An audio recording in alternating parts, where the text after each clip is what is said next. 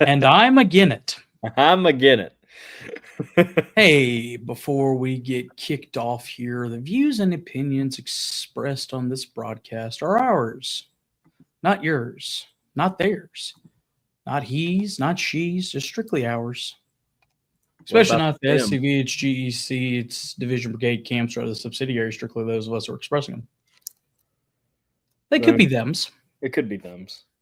It really could. Okay, so for those that y'all are following the SCV chat page on Facebook, we do thank you. And if you are not on our Patreon page, you should be, because I have the Patreon chat up tonight. Now, I'm just saying that really quickly.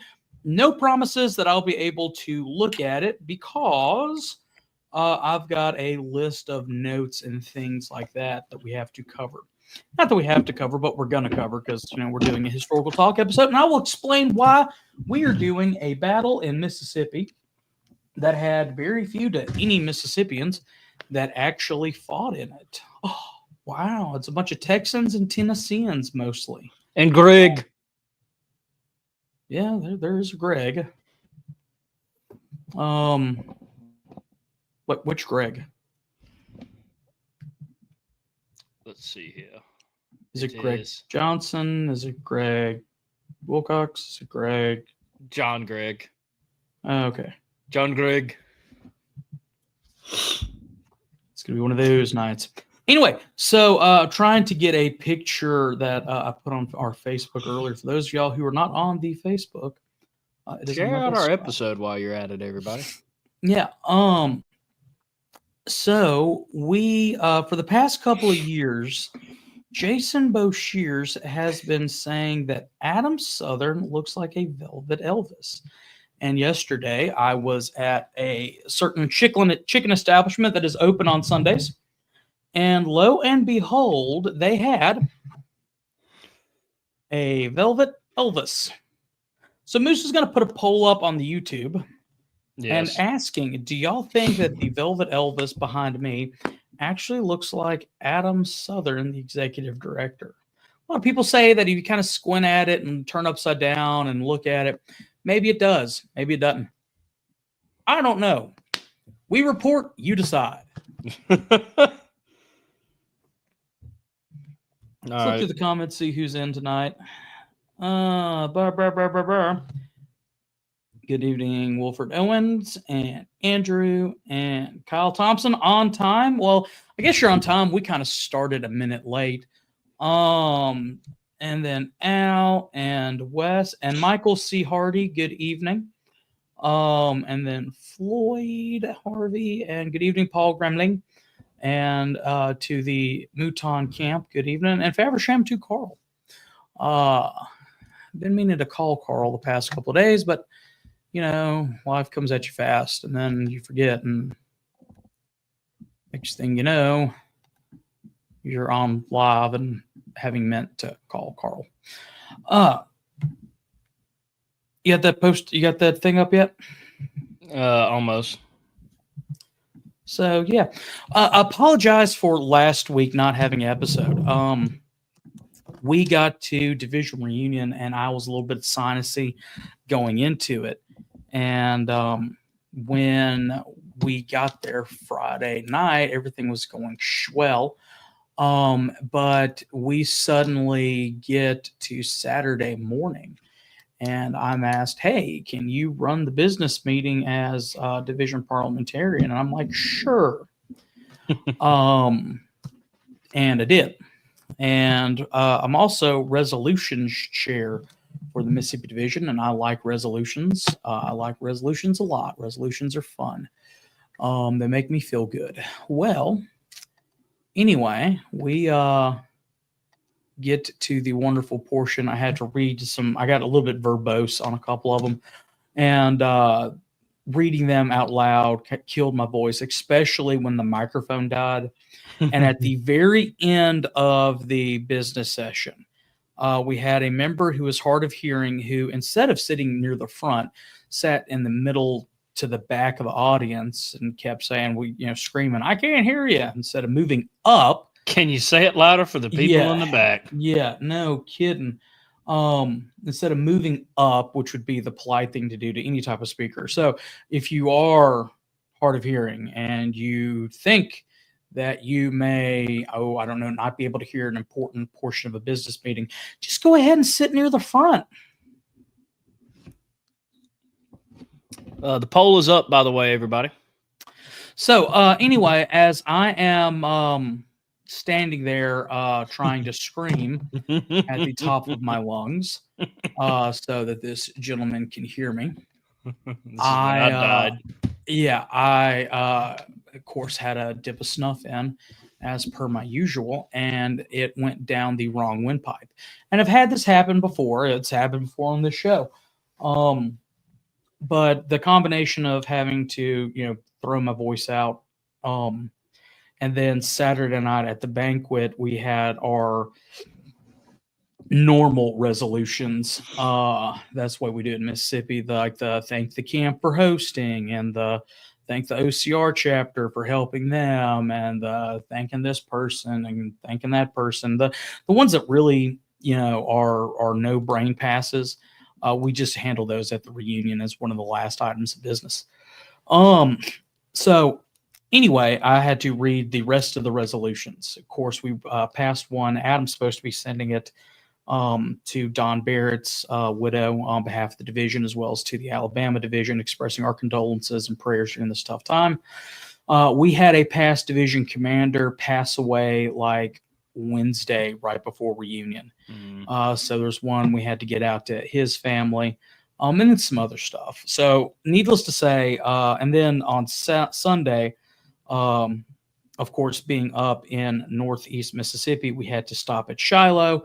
And the girlfriend, this was her, and I hope she's watching, this was her real first taste of the SCV, and she had a great time. And, I was talking about my ancestor, Captain Nathan W. Slay, at that point, Sergeant Nathan W. Slay, and, where we assumed he was shot and wounded at, and, just based on some accounts that we've been able to find. And at that point, I was completely voiceless. And could not get above a whisper on Monday, and then had a mandatory meeting at work on Tuesday, and then now my voice is mostly back. So it was Victor, legit bad.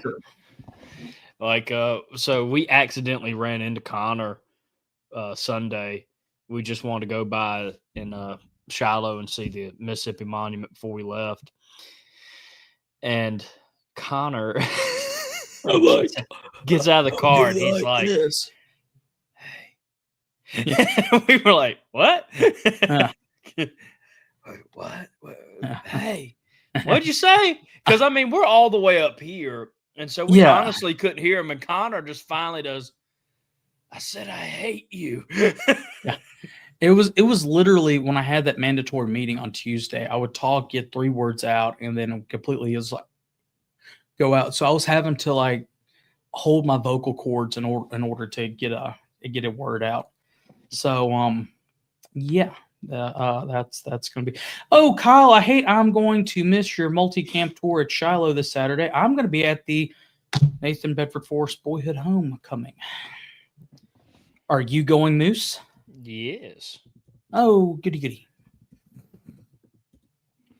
We may go live. We probably won't, though.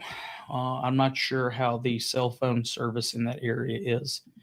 So anyway, hope all of you guys had a great Father's Day yesterday. Father's Day. What'd you do for your dad yesterday, Moose? Well, I actually got him a nice gift. Yeah, I saw that. Mm-hmm. So Saturday, I took him to see my favorite movie and his favorite Indiana Jones movie, Indiana Jones and the Last Crusade. And I did pay for it, which I think shocked him to his core. He even gave me the money after, like I was a kid that was paying for something to feel important. And I was like, no, Dad, I'm actually paying for this for you. And I still don't think he understood.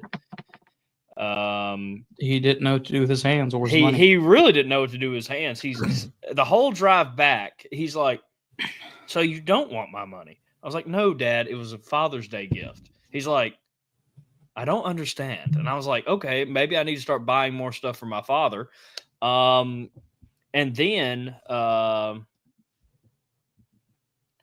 I was hoping I would get this in time, and I got it the day before Father's Day. But I nominated my father for the honorary title of Kentucky Colonel. He won, and I presented that to him on Father's Day yesterday, along with a limited edition recreation of the first ever Duck Commander duck call. And I actually surprised him. I don't think I've ever surprised my father. I think he knows who I am that well that he can guess what I'm going to get him most years. And yes, I was able to get him the title of Kentucky Colonel. Well, does that mean he's going to start frying chicken? Yes. That is a cool thing. I'm glad that Kentucky still does. Mississippi got rid of our colonels sometime in the 70s or 80s. They're only an appointed position now that lasts as long as the current governor's in office. So say if you were given that title under Tate Reeves, it goes away permanently after he gets out of office. The Kentucky Colonel thing, which is why I went for the Kentucky Colonel one, is a life of honorary title. So for all his craps and good, he won't because he's a Navy man, but he could go by Colonel Dawes if he wanted to. And I highly am trying to make him do that at the school. Yes, our the Mississippi Division commander is now a colonel. Well, I was only a major when I was at least in my reenacted battalion. Anyway, so Father's Day for the past 6 years has been kind of weird for me, mainly because my dad's dead. But I have been going through some of his files, which got mixed in with the division files, trying to find, trying to separate the stuff out. And I found his notes on the Battle of Raymond, which is a very interesting little battle. Back during the 1990s, so like when I was, baby, the Army War College every summer used to bring their one of their classes down here, and they learned the Vicksburg Campaign. Of course, studying Grant's version of the Vicksburg Campaign, or at least that's what the Army War College was teaching. How to survive, subsist off the land without a base of supply and within enemy territory. And my dad actually was an adjunct professor for that. And he taught the Battle of Raymond and the Battle of Champions Hill. Sorry, I was answering Andrew. You go to the back gate. Yeah. We don't use the front gate anymore. Back gate. Yeah. Call 1-800-MY-SOUTH. Ask for Eric Pravetti, and he'll give you step-by-step directions. Yes. He's not here to defend himself, so we are nominating him for that. Yeah. So anyway, we so that's what we're going to talk about tonight, kind of in memory of my father. Call 1-800-MY-SOUTH. All right, there you go. Thank you in there. Kind of in memory of my father and for Father's Day. My dad's second favorite talk, his first favorite talk, was on a Mississippi Confederate general that I have not found his notes on and haven't had to check on. Is another Ward Adams. Yeah, I haven't been able to do that, but I will eventually revive that talk of his. So instead, we're going to talk about the Battle of Raymond. Raymond also has a very special place because that is where my sister lives. And one day, if the good Lord is willing and I'm able to retire, I shall retire out to Raymond. It is still a sleepy little town in central Mississippi. So, you ready, Moose? Ready to learn some stuff? Oh, I'm always ready to learn. You sure? Yeah. What type of pet is it? What type of what? The plant. Starts with a C. No, the one you're getting of Jason. Oh, it's a chia pet. There we go. He did learn something. All right. So, why Raymond? Why is Raymond so important? And why is Raymond, in my opinion at least, one of the or the pivotal turning point in the war between the states. To start it, we first have to set the scene. It is 18. Well, let's just go ahead and Raymond, for those. Let me see if I can pull up a map really quickly.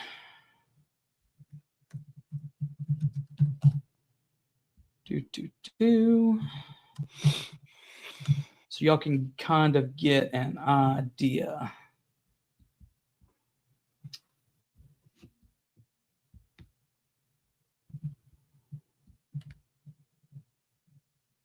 And that's not going to work. Like I said, it has been a very interesting couple of days.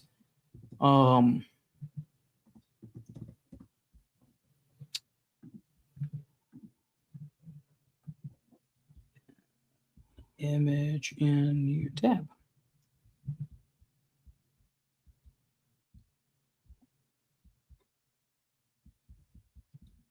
All right, you cannot share the tab from my computer, can you?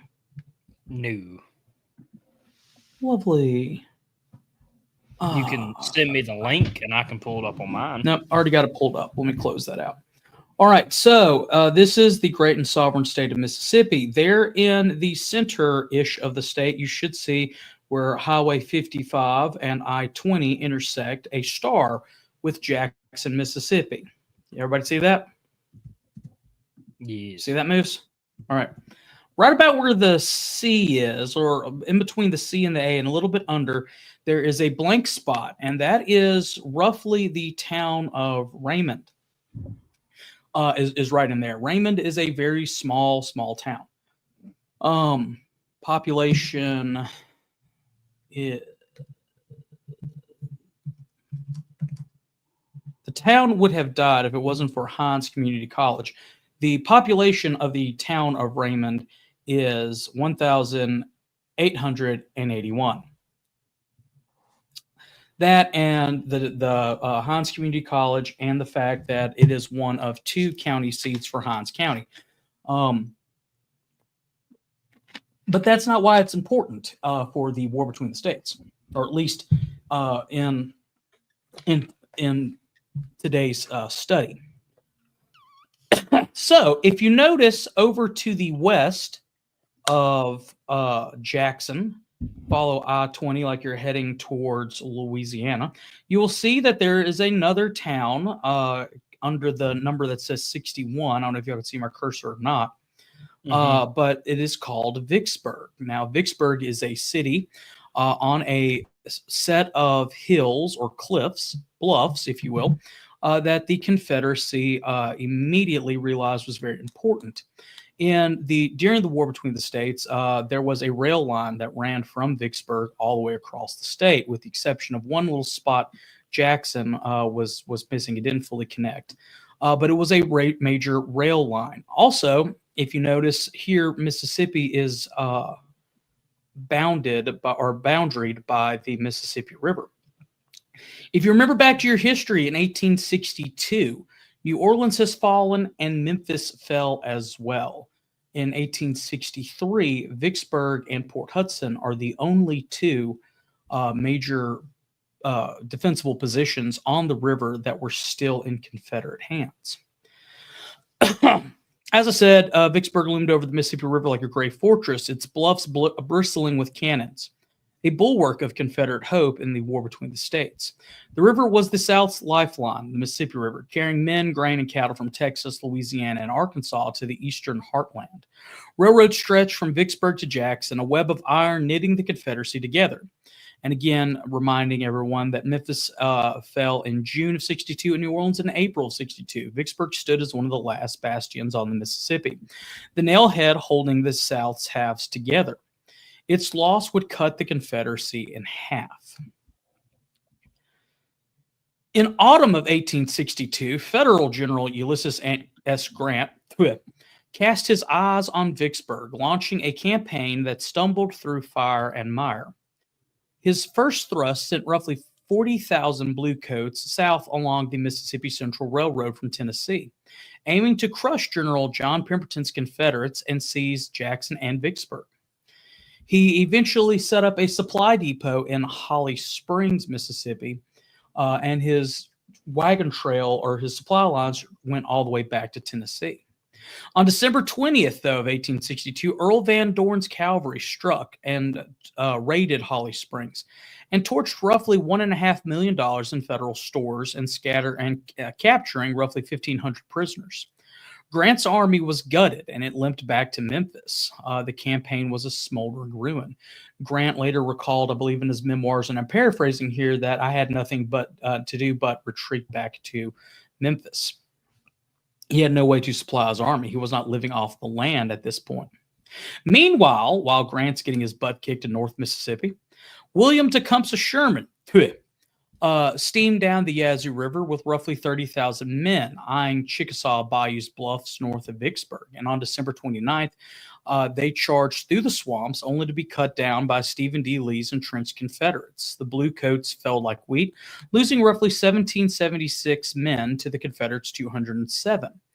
The idea that Grant had for the Central Mississippi Railroad campaign is that he would start operating north of Vicksburg, and it would cause John C. Pemberton to pull his army, or most of his army, out of the city and go fight Grant. Meanwhile, while Grant is fighting Pemberton, Sherman would come through the bayous to the north and capture the city. Maybe a small battle with whatever Pemberton left, but, while the major army's out. And, of course, it didn't work. Winter brought Grant's next gambit. He began thinking on what to do, and he began, that spring with the Bayou Expedition. If you're looking for a book on the Bayou Expedition, let me recommend my favorite of Larry's books, or either his first one about the Yazoo Pass or the newest one that's planes, trains, automobiles, gunboats, bayous, and something else. But Larry has those books. McClooney does. I think they're at headquarters for sale. If not, just reach out to McClooney, past Commander-in-Chief McClooney, and he'll be happy to sell you one. I like the first one better because I mentioned in the foreword. And I'm happy to autograph that page that I mentioned on for you. Anyway, the Bayou Expedition, to put it in a nutshell, Grant blew the levees and tried to flood the Yazoo and Tallahatchie rivers and be able to sell down. Pemberton had already pre-entrenched at certain areas like Greenwood, Mississippi, where the Yazoo and Tallahatchie meet. I believe it's the Yazoo and Tallahatchie meet. And they built Fort Pemberton there. And as the federal flotilla came down, they had sunk a ship called the Star of the West in the middle of the river and literally bottlenecked the river, and they could not proceed. So Grant had failed. Grant's running out of ideas. He's tried 2 attempts from the north to capture the city, and he realizes that he can't. He doesn't want to try to go down south because, again, let me ask a question, Harrison. Yes. Is it easier to go upriver or downriver in a boat? Down. Yes, and that's what his big fear was. If he was to go south, then he would have to, float down the river, and there's no guarantee that that the fleet, the Brown Water Navy, would be able to move back forward and move back upstream and help with his advance. He would be behind, enemy lines without a line of communication or without a line of supplies. But Grant decides that's the only thing that he can do. And he also thinks that it is so daring that the Confederates won't think of it. To keep, let me ask you another question, Harrison. Okay. During the war, what branch of the Army was known as the Eyes of the Army? Scouts. Oh, cavalry, but yeah, we'll go ahead and give you that. Thank you. Half credit. Grant knows that that the South does have great cavaliers, and he does know that he's about to be operating deep in enemy territory. So he orders a certain colonel, Benjamin Grierson, to take 1,700 cavalrymen from LaGrange, Tennessee, and do a 600-mile raid, slashing railroads and burning bridges, all the way to Baton Rouge. And it's Grant's hope that not LaGrange, that Grierson will continue to be in just far enough out of the way from Confederate cavalry that A, he won't get captured, but B, that it will draw all the Confederate cavalry off, that Pemberton will begin freaking out, and he will see that as the main attacking force. And he will send his cavalry out there and focus in on that.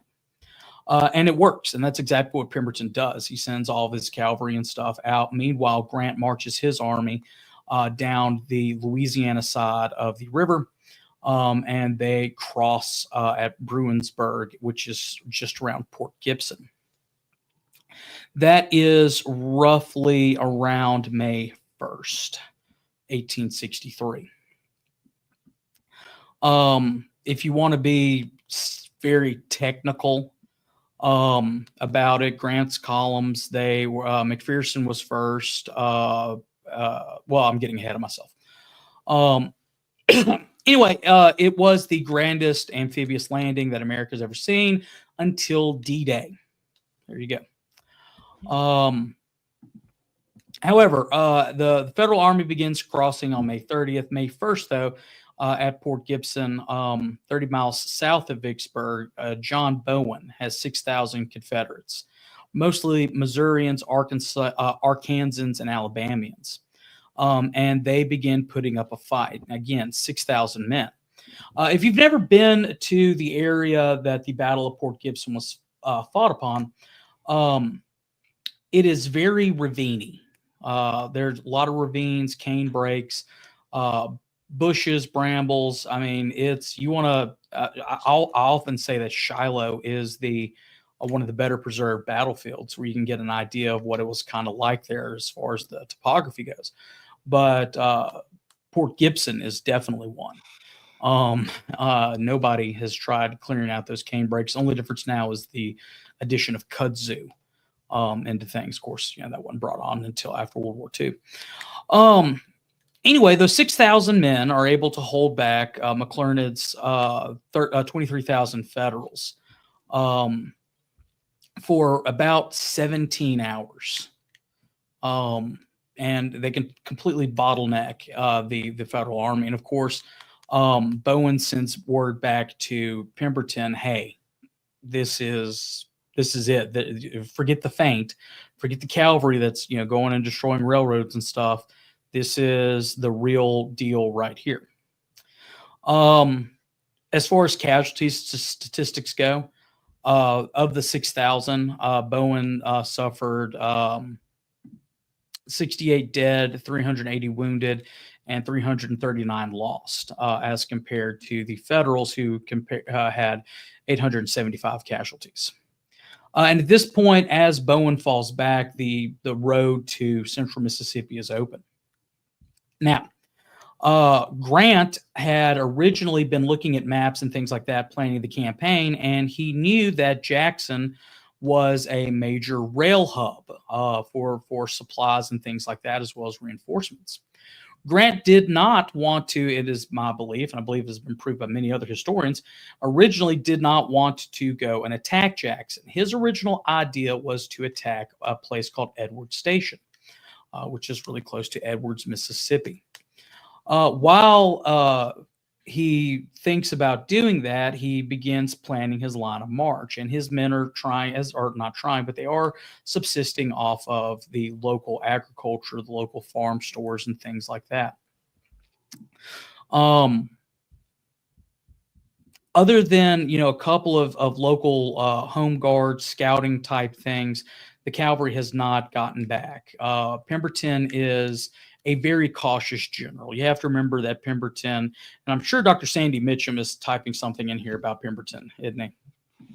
Probably. Yeah. What I call Bowen the Stonewall of Mississippi? Nope.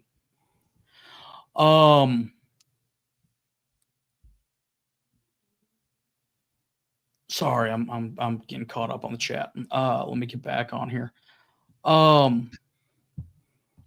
Anyway, Grant continues to move up, and he begins to fan his men out in a line of march. On May 12th, 1863, so this is a couple days later, Raymond's pine and oak country became a crucible of fire. 14-Mile Creek, a shallow stream with steep banks, snaked through a wooded ravine, its crossing on the Utica Road rising some 300 yards to a northern ridge. Cotton fields and dense woods choked with vines and stumps flanked the valley, hiding pitfalls in thick underbrush. The heat of the 90-degree earth turned canteens into treasures. And here at Raymond, a brigade consisting of 3,000 to 4,000 Texans and Tennesseans stood against James B. McPherson's 10,000 17th Corps in a clash of Southern grit against Federal might. So, to give us a little bit of prelude about the battle, as Grant is moving up, Pemberton is thinking that Grant is going to immediately march up and attack Vicksburg, but he's still getting reports that Grant is moving more and more inland. So he dispatches Gregg.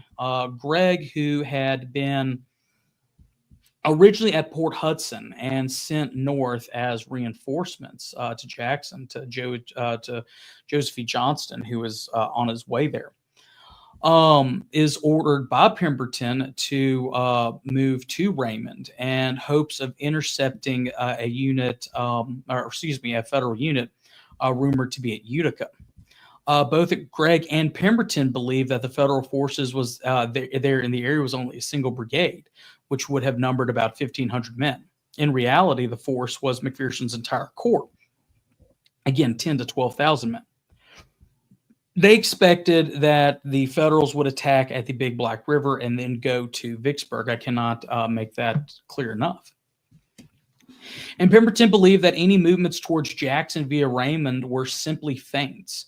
And it was his orders to Gregg were to fall back to Jackson if Federal troops pushed through Raymond, but to attack the rear of Grant's line if the Federal Army pivoted towards the Big Black. Again, he's assuming that there's just one brigade that's coming up towards Raymond. Defeat and capture that brigade. Find out where the Federal Army is about to hit the Big Black River, and when they do, we want you to hit them from the rear and keep harassing them. Good in theory, but not in reality. Gregg and his men actually reached Raymond on May the 11th, expecting to find Colonel Wirt Adams's Confederate cavalry in the town. However, Adams's men were to conduct reconnaissance. However, they only found a small command of 40 cavalrymen, mainly young locals, and a separate 5-man detachment. Gregg sent the cavalry down the road towards Utica while keeping the 5 men for courier service, and they sent messages to Adams telling him to bring his force to Raymond. The unexpected lack of cavalry at Raymond may have been due to Adams's misunderstanding, a poorly written order from Pemberton. Adams later did send a unit of 50 additional cavalrymen to aid Gregg, and they arrived that night. On the morning of May 12th, the scouting force reported approaching Union soldiers, and Gregg, still anticipating only a Federal brigade, prepared for battle with forces numbering around 3,000 to 4,000 men. The scouts had been unable to provide an accurate account of Federal strength, believing that he could easily defeat the approaching enemy force. Gregg responded very, very, very aggressively.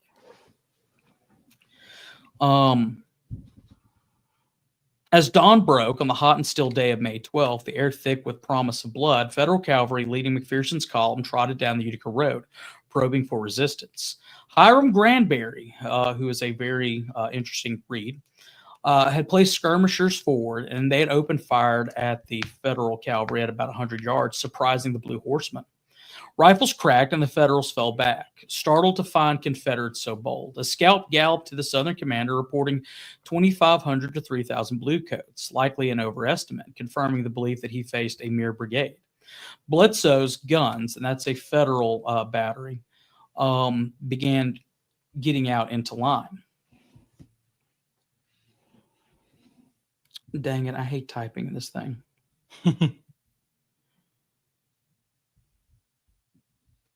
Albuquerque. Yeah, me too. But Bledsoe's guns eventually got into line and began firing at the advancing Federal troops. And the Union artillery began firing as well. Excuse me, Bledsoe was Confederate. My bad. I'm got a little bit of a headache right now. Which side opened the battle is not known.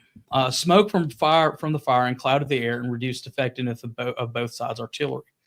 Around 9 a.m., McPherson realized that the Confederates in front of his force represented more than just skirmishers, and he began deploying for a line of battle. McPherson used cavalry to cover his flanks and brought the brigade of General Elias Dennis's brigade of 4 regiments to the front. 6 cannons of the 8th Michigan Light Artillery were brought up to duel Bledsoe's battery. Dennis's men forced the Confederates back and sent a skirmish line across the creek. The 3rd Ohio Battery also arrived on the scene, strengthening the Federal line, which now had a 12-3 advantage in artillery. 12-3 advantage in artillery. I wouldn't want to be there.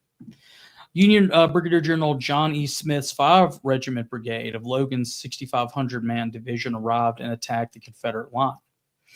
Of Smith's regiments, only the 23rd Indiana Infantry was successfully able to cross the creek, and the others became bogged down in the heavy undergrowth near the creek.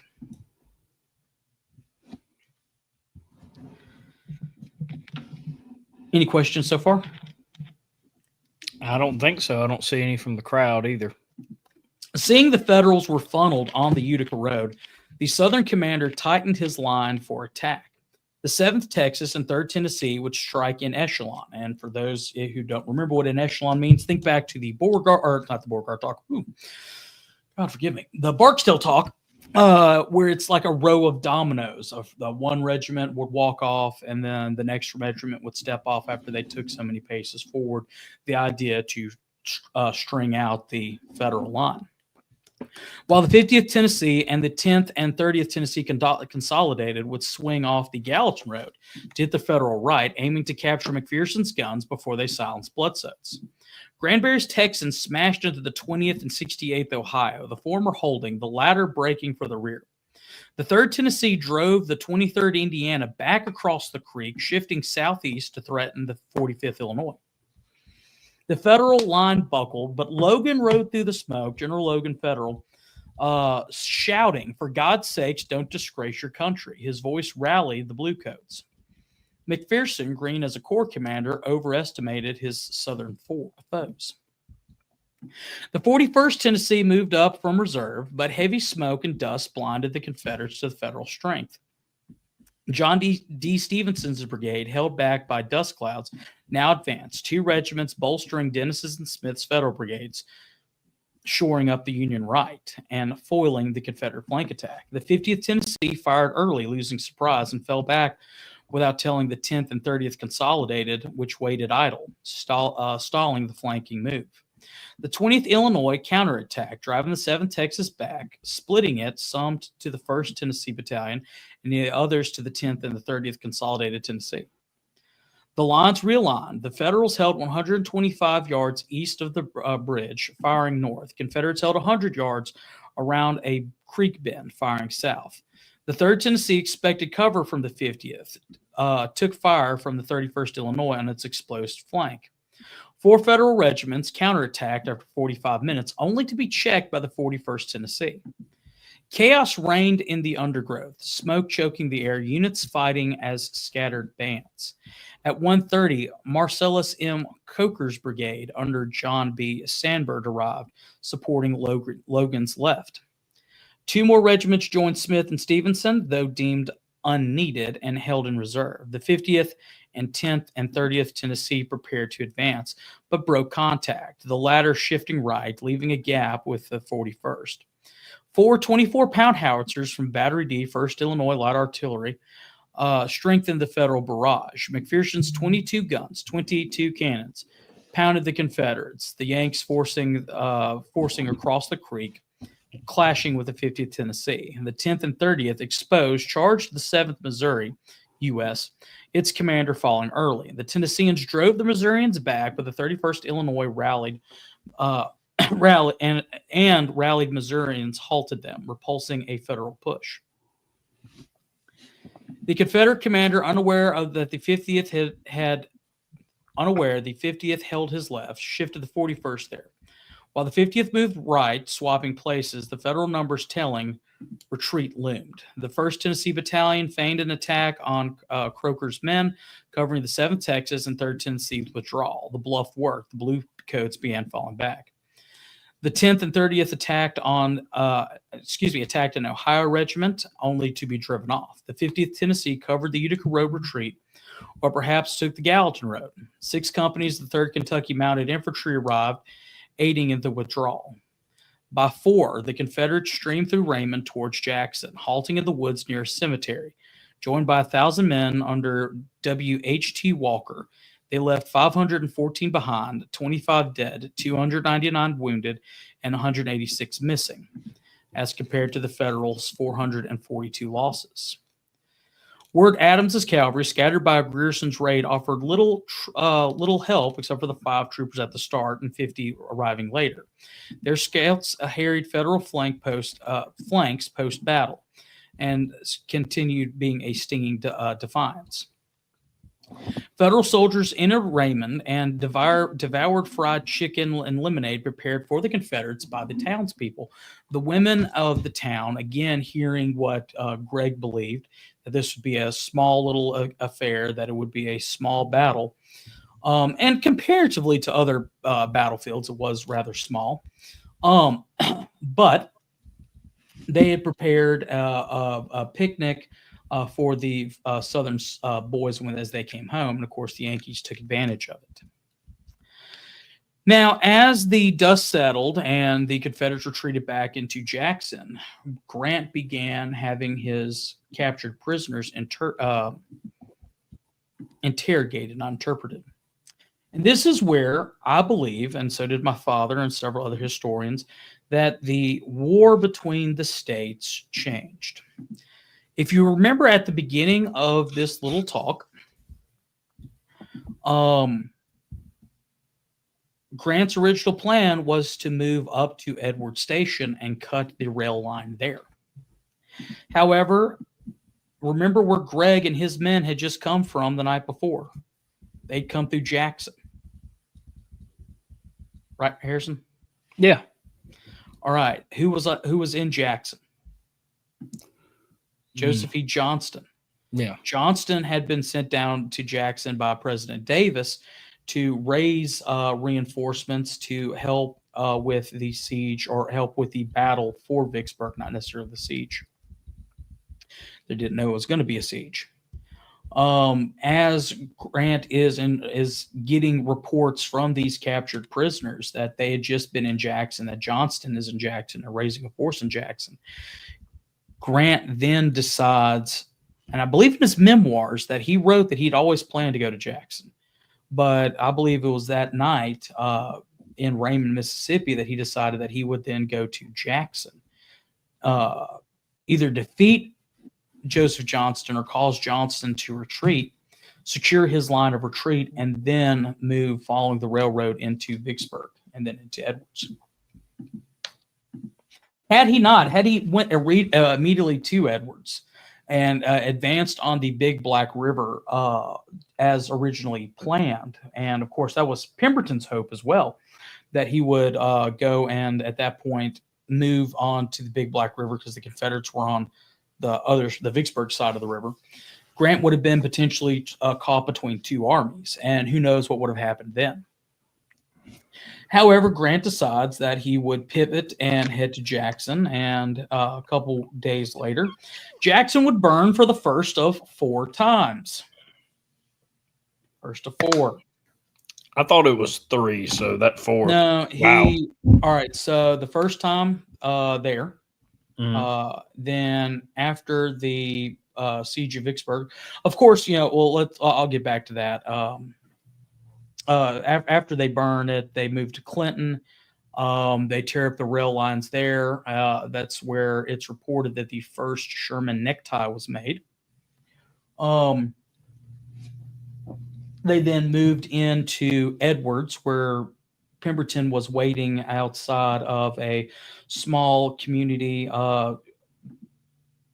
near Baker's Creek, where there was a family named Champions that lived there, and of course their house was on a hill, and they owned the hill and Champions Hill, which I believe it was Winston Churchill said that the drums of Champions Hill sounded the doom of Richmond. I think that it was actually the drums of the shots of Raymond sounded the doom of Richmond. The Confederate Army was broken.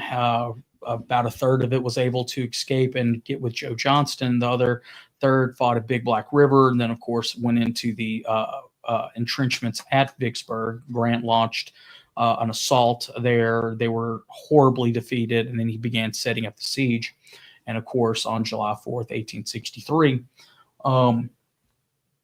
we ended up surrendering the city. And by that point, Johnston was beginning to move on Grant's rear, but it was too little too late. He even said, I believe I arrived too late. No kidding.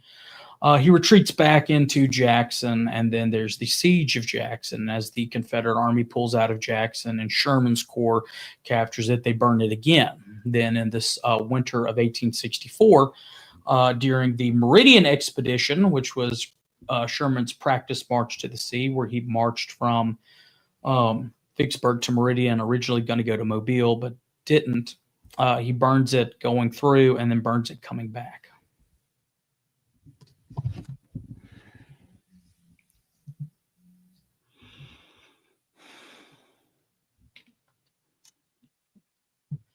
Well, and that may be the quote I'm thinking of, Dr. Mitchum.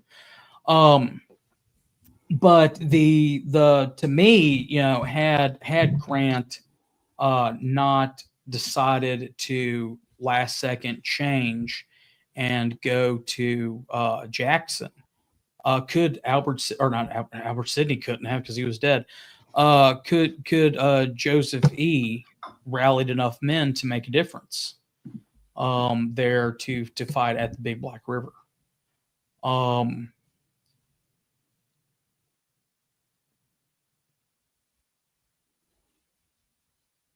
That's my question for you, Dr. Mitchum.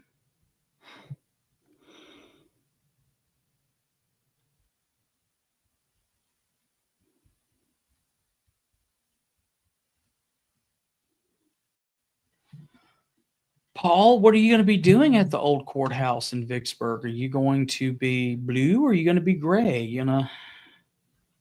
I thought about going, but that's just going to be way too hot. Hey, as one person told me a long time ago, sometimes you got to wear blue, but make yourself a good villain. Well, the theme, I think Brian Skipworth out of the Vicksburg camp, who's putting it on, is trying to get it back on the cycle, so to speak.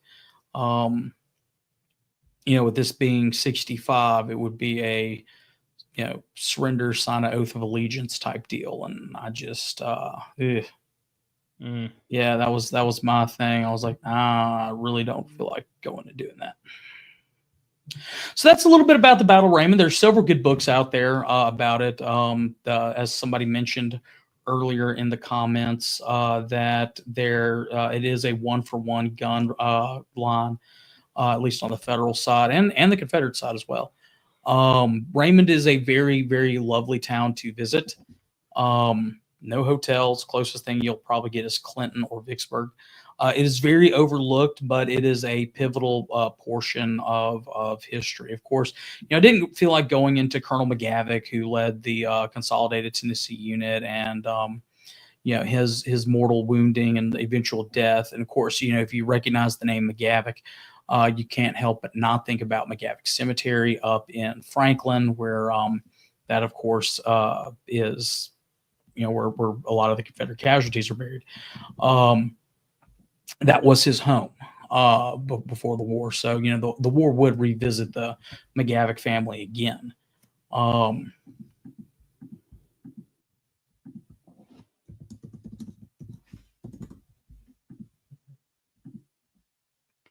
What just happened there, Moose?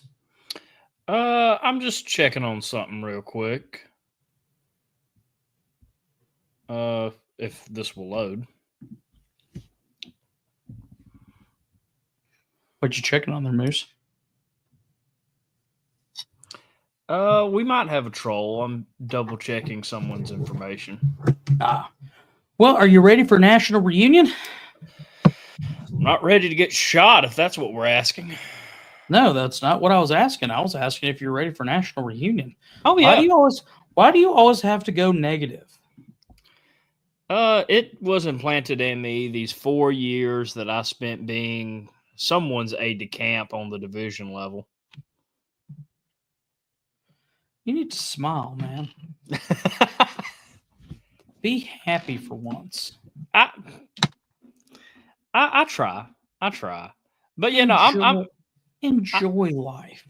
I'm excited for our 200th episode. We'll be celebrating Thursday at National Reunion.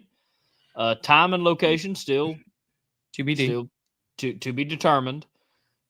Someone asked if we were going to do it at 7 because they were worried that they wouldn't have time to go get food. Don't worry. That was just something I put on the live stream to schedule it so y'all could go ahead and set up your reminders if y'all aren't going. Yeah, we will not be doing it at 7. We ourselves have to eat. So that's going to be a firm no. It'll probably be around 8 o'clock. 9 at the absolute latest. What we may end up doing is news. Well, and again, it's hard for us to do our post coverage live streams because there's some things from the business meeting we can't talk about, some things we can. So what we may do for y'all who are in attendance, we may play a live game of trivia. That would definitely be fun. I'm looking forward to it because it's the first live episode with a live crowd. Of course, celebrating our 200th episode. I have something planned if we can get a lot of people in attendance and a lot of people watching. It will make Connor happy. I came up with something Connor didn't like, so this next one, it will make him happy. I won't tell him what it is just yet, but I know he'll agree to it because it is something that he's probably been wanting to do for years. Okay. Payback, in a sense. Oh, no. Well, it's either I do it as a gig or you do it as revenge. As a gig? You're not shaving. No. No. That's we've left that one behind. Yeah, good.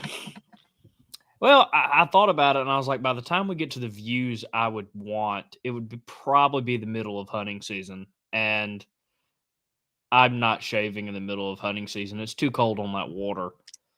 But I have come up with something. It'll either be a gag or you'll get to do it with a smile on your face. I'm scared. You shouldn't be. It's payback. I'm giving you something that I think you have wanted for a long time now. Okay. So we're going to go ahead and do that. We're going to go ahead and we're going to team it up by divisions. Ooh, now that would be interesting. I think Charles Ray, which I heard a rumor that a certain thing went out earlier. Dear cousin Charles. See if you can't gather up some Louisianans and Victor, gather up your Floridians. Yeah, let's make this fun, a good time, celebrate our 200th episode in style.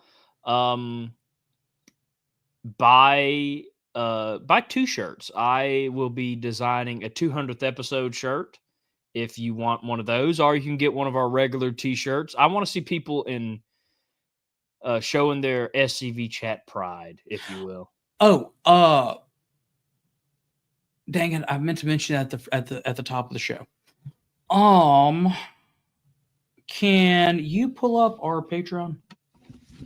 Yes, I can. Are you talking as about our view or the guest view? the guest view. All right, give me a second then. We have had several people ask how they can support the show. And we have a new tier that we built. This tier is not your traditional tier.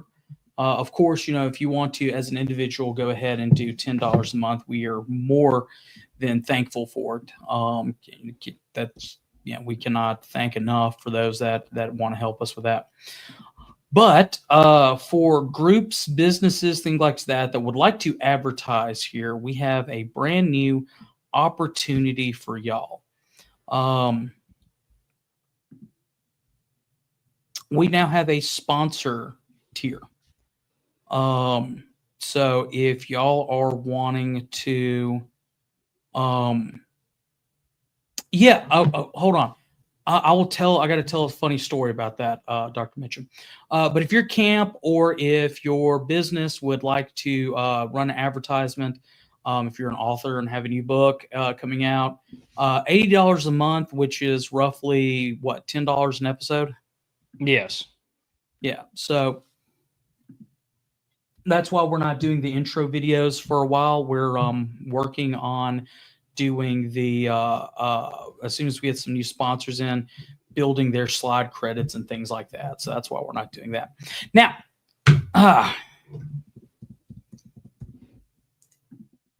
It was 2011, Dr. Mitchum, and hey, that's really cool, Jeff.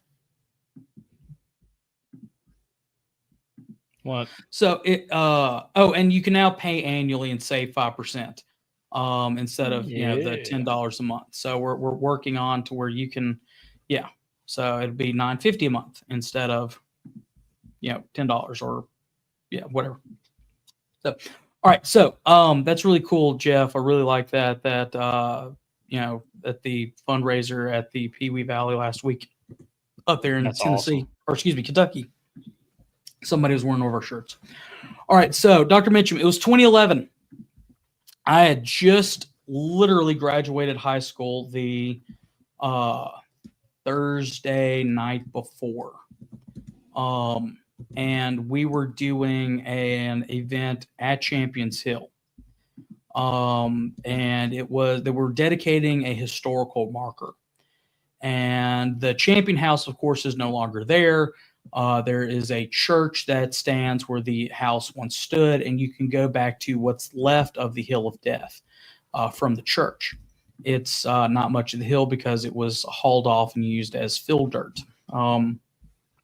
Anyway, while we're doing this event, we have, weirdly enough, it's the only time as a Confederate reenactor I've been actually outnumbered by Yankees. There were like 4 Confederates. The rest of us hadn't showed up by the time the service started, and like 16 or 17 Yankees. It being a local event, most people figured they would come in, but it was a lot longer of a drive than they were expecting. And as part of the event, and of course, it's all the Federals on one side and the Confederates on another, and the lady gets up and she does a dramatic reading of Elizabeth Meade Ingram's diary, and talking about the Federals. And it was a letter that she had written to George Gordon Meade, her brother, of course, of Gettysburg fame.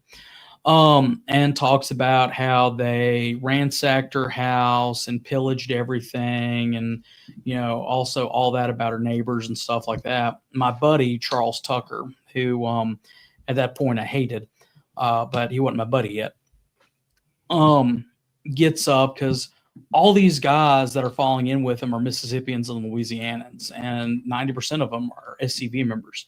So they're naturally standing there. The crowd's looking at them like they had 5 heads, because it's like these Yankees came in and stole everything and blah blah blah blah blah. And so he's standing there, and so literally all he can do is he goes up and he says, I would like to thank Mrs. Ingram for the hospitality she showed, and mention the unit by name. and says, "I would like to thank Mrs. Ingram for her hospitality she showed me and the 56th Ohio Infantry when we stayed at her plantation. 3 cheers for Mrs. Ingram." And of course, all the reenactors were like, one, you ham, and B, that's the only way he could get the crowd to laugh. So, if you know Charles Tucker, you know what I'm talking about. If you don't know Charles Tucker, you're missing out.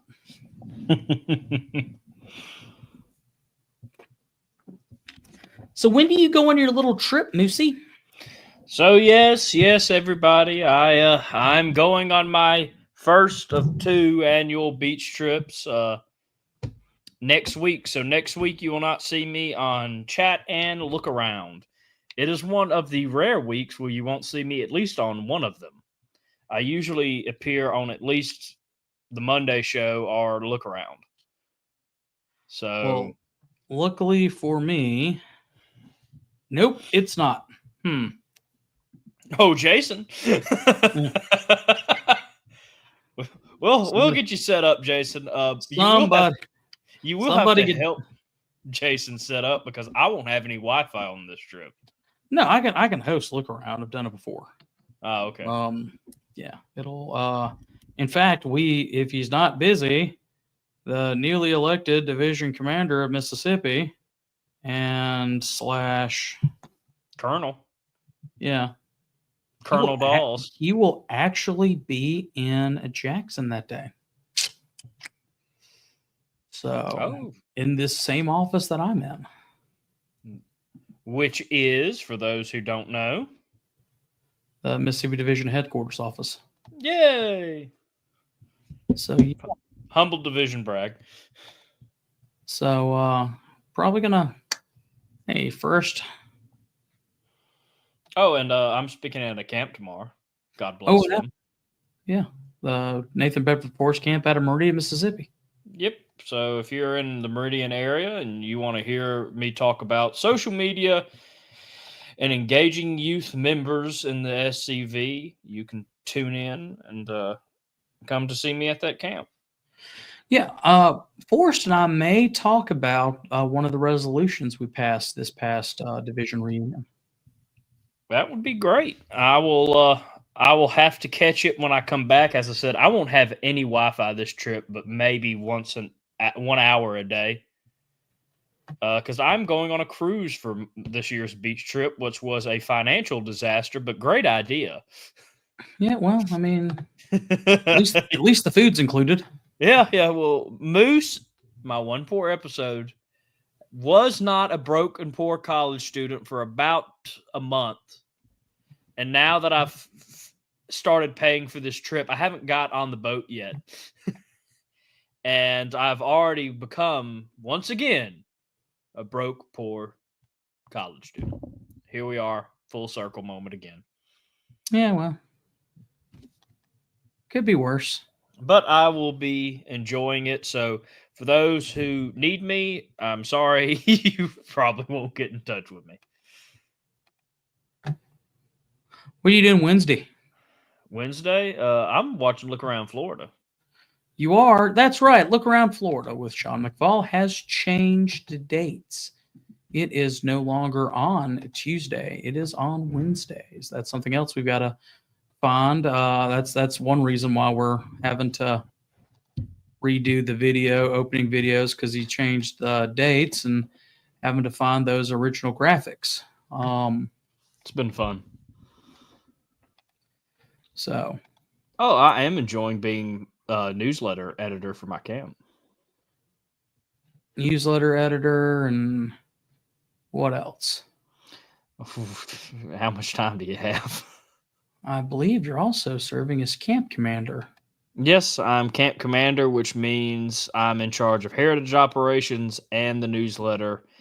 And if any position becomes open, I also have to do that. Y'all don't have it in your camp bylaws where you can fill any positions?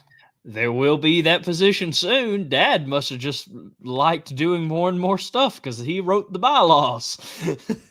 I'm going to have a talk with him about that.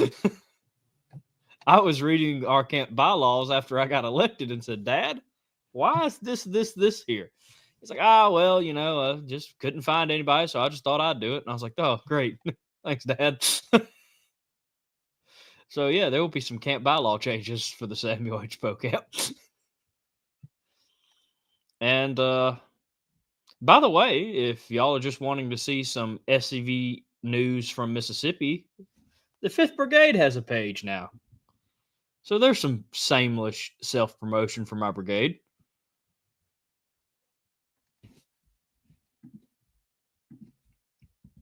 Hey, good job. Hey, well, I'm trying. All right. Who do you think was the best Confederate general in the Vicksburg Campaign?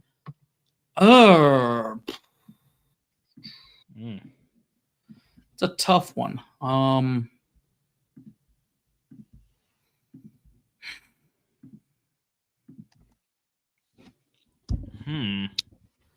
That is a very tough one. Let me think and get back to it.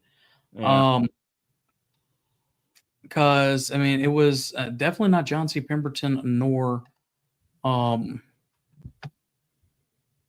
was it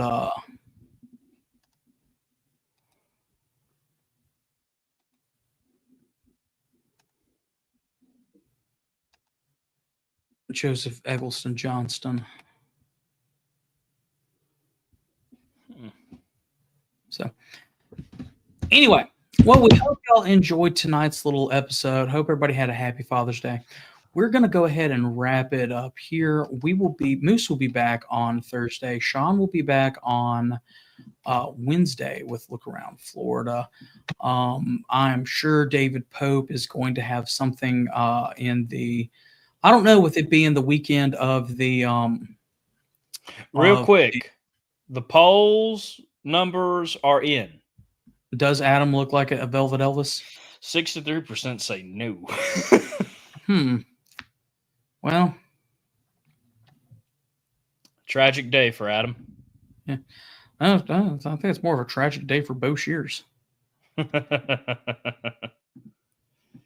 is a sad day for the chat community when one of our own members cannot look like Velvet Elvis anymore.